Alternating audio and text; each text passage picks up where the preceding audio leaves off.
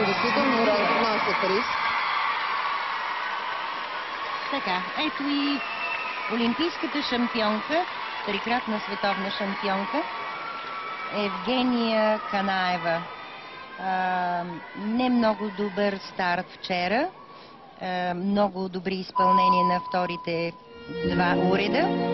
Победа в многобоя. Претендент номер 1 за втора олимпийска титла. Ако това се случи в Лондон, тя ще направи още един световен рекорд след многото, които вече достигна.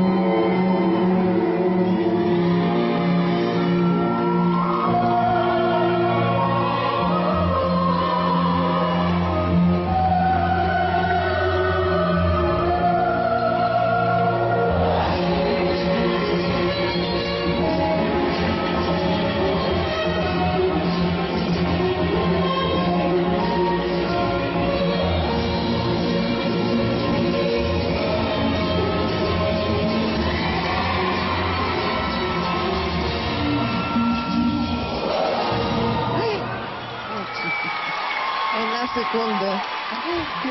Да. Случва се и с най-добрите.